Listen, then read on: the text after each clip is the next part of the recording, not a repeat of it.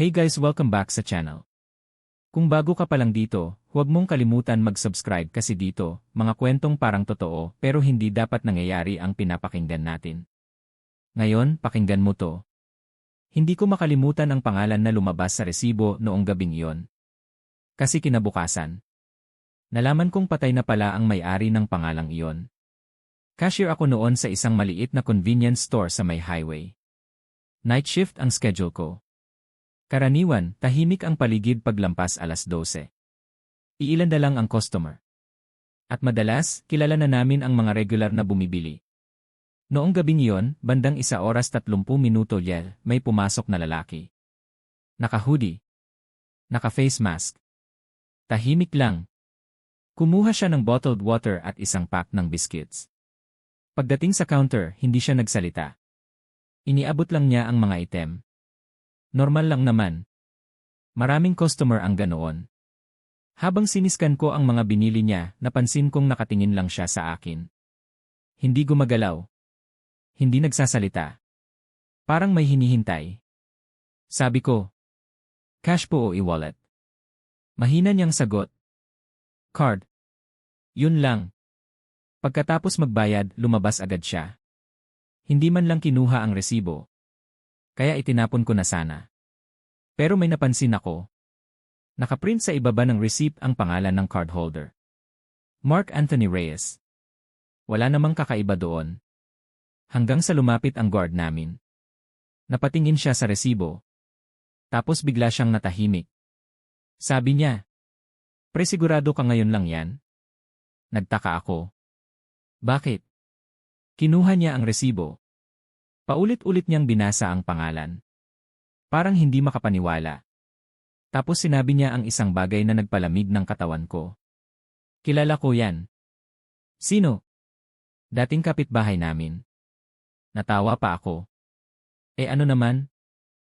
Pero seryoso siya. Sobrang seryoso. Sabi niya, patay na yan. Akala ko nagbibiro lang siya. Pero hindi. Ayon sa kanya, naaksidente raw si Mark sa highway ilang buwan bago ako magtrabaho roon. Sa parehong kalsada sa harap ng store. Kaya sinabi ko, baka kapangalan lang.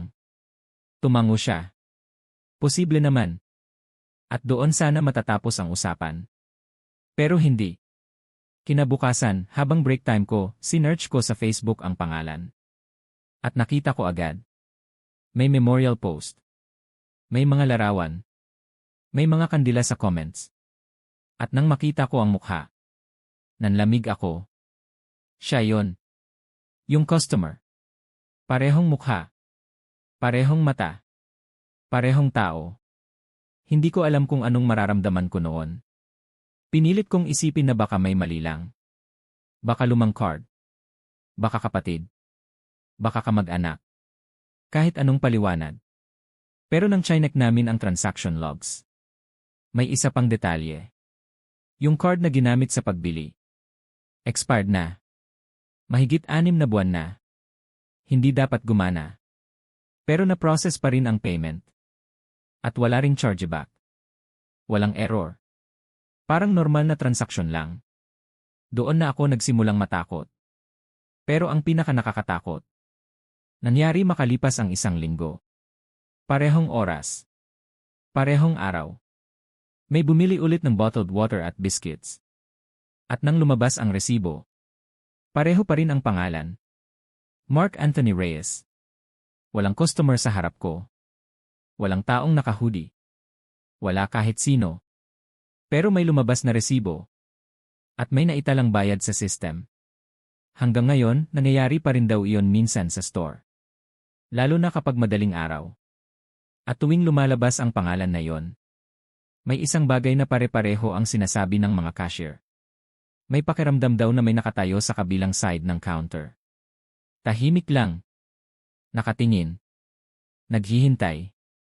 At hanggang ngayon, hindi ko pa rin alam kung sino talaga ang nagbabayad sa mga resibong iyon.